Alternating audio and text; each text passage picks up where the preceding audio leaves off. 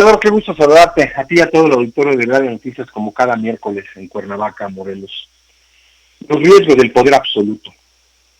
Hoy hay que ser claros en política. El poder es para ejercerse, decían los antiguos, los experimentados, los de la vieja guardia. Pero habrá que analizar con detenimiento si no se vuelve riesgoso para la misma política y la democracia al no existir equilibrios o contrapesos que balanceen las decisiones de quien ejerce el poder. La existencia de los tres poderes de la Unión, los derechos y libertades de los ciudadanos, previniendo la corrupción y el abuso, generando contrapesos que aseguren que los poderes estén equilibrados y controlados entre sí. Cuando un poder intenta anular a cualquiera de los otros dos poderes, se puede provocar una crisis institucional que amenazaría gravemente la democracia y el Estado de Derecho. Ningún poder puede mandar sobre otro. Por eso, justamente son contrapesos el uno del otro. Cualquier intento de intimidación, hostigamiento, presión, amenaza, burla del líder de un poder contra el otro poder, por no alinearse a la propia voluntad, es una violación a la división de autoritarismo y hasta tiranía en su caso. No sería tan atrevido como para calificar el hecho de las reformas constitucionales en materia del Poder Judicial como una decisión dictatorial, que nos llevará a ejemplos como en Hitler, en Alemania. Vamos a marcar de nueva cuenta a nuestro compañero Jorge Schiaffino. La señal es bastante deficiente y usted, ni yo, ni usted va a recibir como debe de ser precisamente el mensaje que nuestros compañeros editorialistas con toda libertad expresan a través de esta frecuencia, de este programa. Usted, si quiere ahondar, eso también se lo comparto, puede ir a quienes nos lo mandan por escrito para leerlo precisamente en nuestras plataformas digitales. Y quienes hacen la participación también verbal, todo el audio está también dentro de unos minutos subido a nuestras plataformas, tanto en Facebook como en Twitter, como en Tweets, como en TikTok. Usted puede allí verlas, y en Instagram también, para que, pues, si quiere profundizar, si quiere entender un poco más el análisis, allí los tiene a disposición de todos ustedes, entre ellos este de Jorge Schiaffino, que vamos a retomar en unos segunditos. Listo, Jorge, porque era deficiente la señal, preferimos mejor retomarla. Adelante, por favor. Adelante, Gracias, Jorge. Mi querido Teodoro. Sí. Gracias, buenos días. Los riesgos del poder absoluto, decíamos. Hoy hay que ser claros en política. El poder es para ejercerse, decían los antiguos, los experimentados, los de la vieja guardia.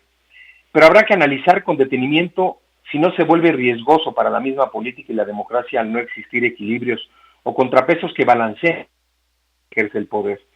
La existencia de los tres poderes de la Unión tiene razón de ser: proteger los derechos y libertades de los ciudadanos, previniendo la corrupción y el abuso, generando contrapesos que aseguren que los poderes estén equilibrados y controlados entre sí. Cuando un poder intenta anular a cualquiera de los otros dos poderes, se puede provocar una crisis institucional que amenazaría gravemente la democracia y el Estado de Derecho. Ningún poder puede mandar sobre otro. Por eso, justamente son contrapeso el uno del otro. Cualquier intento de intimidación, hostigamiento, presión, amenaza, burla del líder de un poder contra el otro poder, a la propia voluntad, es una violación a la división de poderes y una amenaza indudable de autoritarismo y hasta tiranía en su caso. Y no sería tan atrevido como para calificar el hecho de las reformas constitucionales en materia del Poder Judicial como una decisión dictatorial que nos llevara a ejemplos como el de Hitler en Alemania, en la Rusia soviética de 1917, o más cercano, el caso de Venezuela.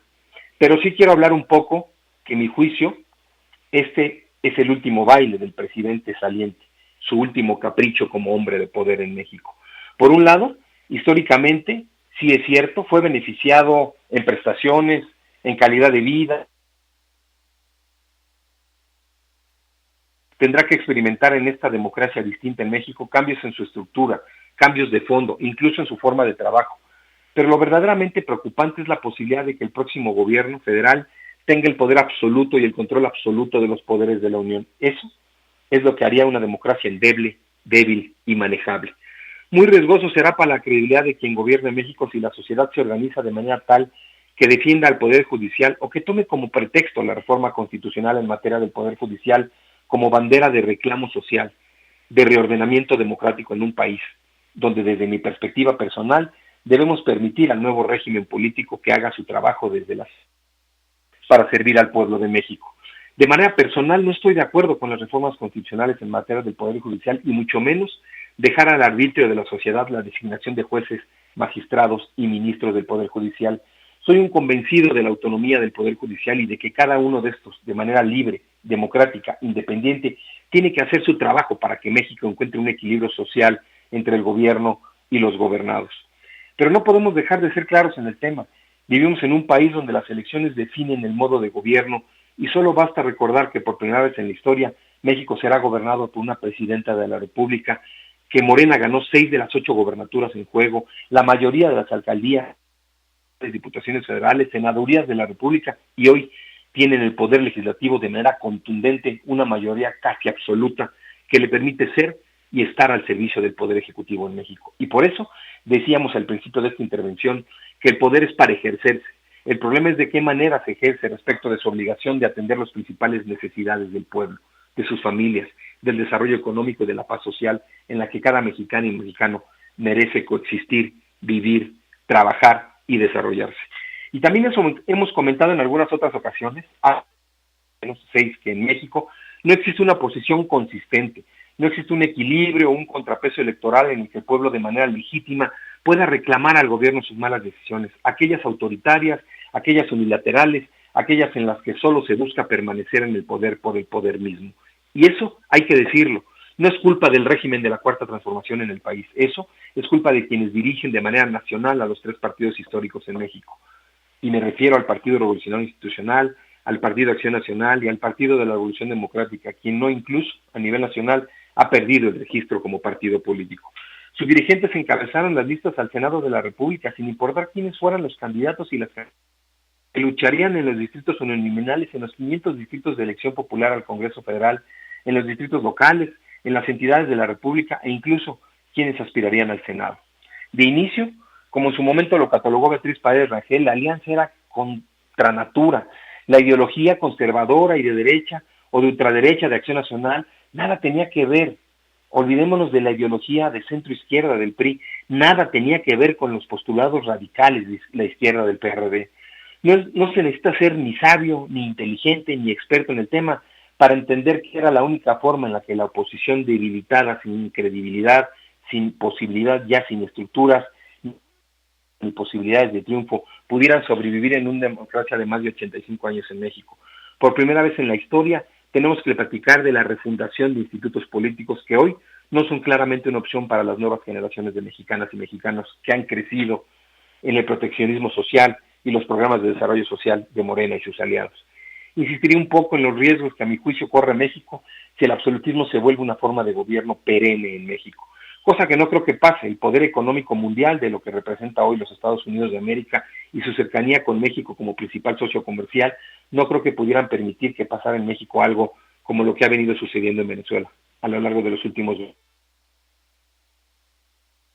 Sustentó la llegada al poder de aquellas minorías que históricamente reclamaron al régimen, sino absolutista, sino homogéneo del PRI, otra fuerza política, otra forma de gobierno, otra visión de la sociedad gobernar a México. Le duela a quien le duela, Andrés Manuel López Obrador, un genio electoral, un estadista atípico y sobre todo quien manejará el presidencialismo con su visión muy particular de entender los grandes problemas de México. Acabó por construir un gobierno, haya sido como haya sido, decía aquel, un gobierno en el que la mayoría aplastante del más del 70% de la población elegible para votar le ha dado su respaldo absoluto a la próxima presidenta de México, pero refrendando su cariño y devoción por la presidencia de México en la persona de Andrés Manuel López Obrador.